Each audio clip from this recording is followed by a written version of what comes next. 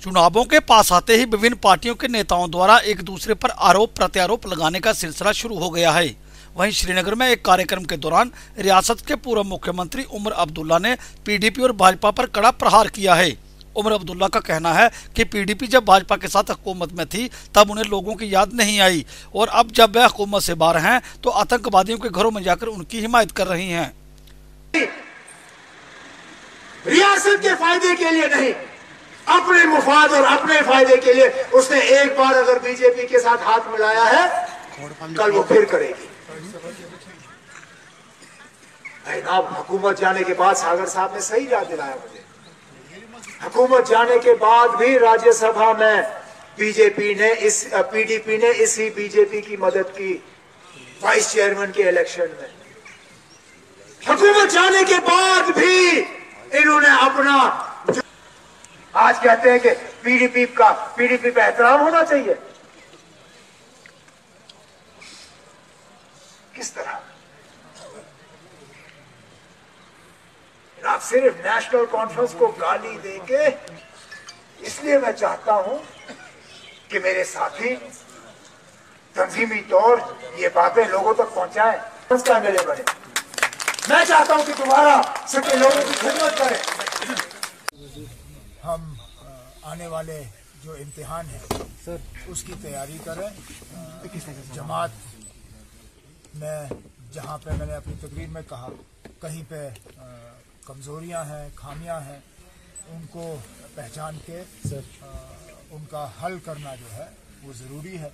जनूबी कश्मीर जो पहले गढ़ माना जाता था नेशनल कॉन्फ्रेंस को, आपने एक बार फिर कोशिश की जनूबी कश्मीर में लीडरशिप से मिलने के लिए। क्या उम्मीद है कि इस बार आप उस पोजीशन में वापस आ जाएंगे जनूबी कश्मीर में? फिर अब हम तो उम्मीद लगाए बैठेंगे, लेकिन पहले तो अल्लाह ताला को मंजूर होना चाहिए और फिर आवाम को।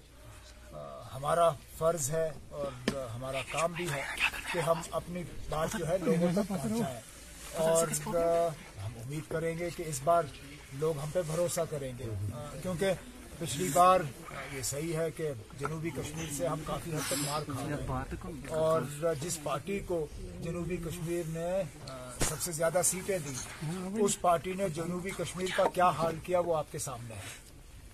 मैं नहीं चाहूँगा कि यहाँ के लोगों को दोबारा धोखा मिले। हम यहाँ के लोगों को धोखा देंगे नहीं, लेकिन लोगों को हमारे एक बार फिर भरोसा करना होगा। उमर साहब कौन है पहले ये पता चले। अब हम कोई भी ऐसा ऑपरेशन नहीं चाहेंगे जिसका टारगेट यहाँ के आवाम को बनाया जाएगा।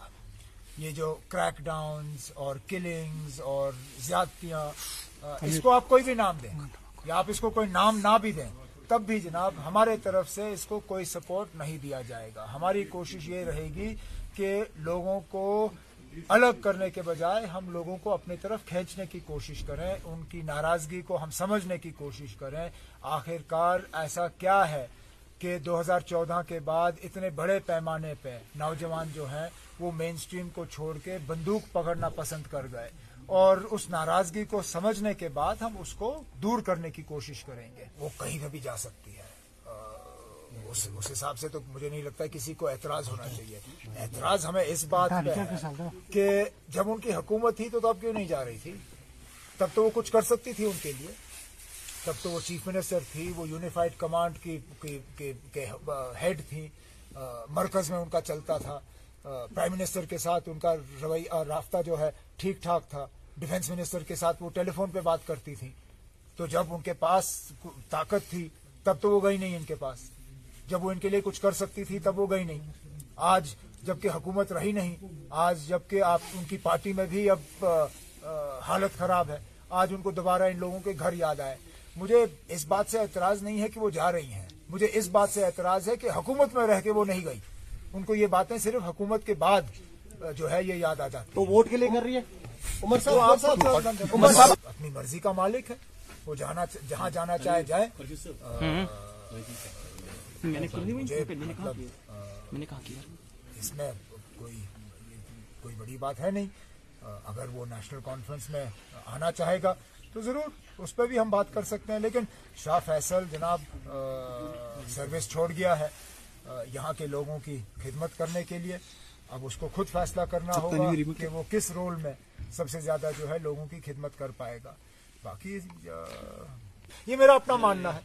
ये अब मैं कोई इसको गलत साबित नहीं कर सकता। अच्छा, मैं इसको सही साबित भी नहीं कर सकता हूं क्योंकि 96 तो हो गया और कुकुपरे साहब रहे भी नहीं। ये मेरा अपना मानना है कि अगर फारूक साहब और नेशनल कॉन्फ्रेंस ने उस वक्त इलेक्शन नहीं लड़ा होता, कुकुपरे इस रियासत का मुख्यमंत्री होता। ये मैं मानता। कश्मीर से alert India news bureau report.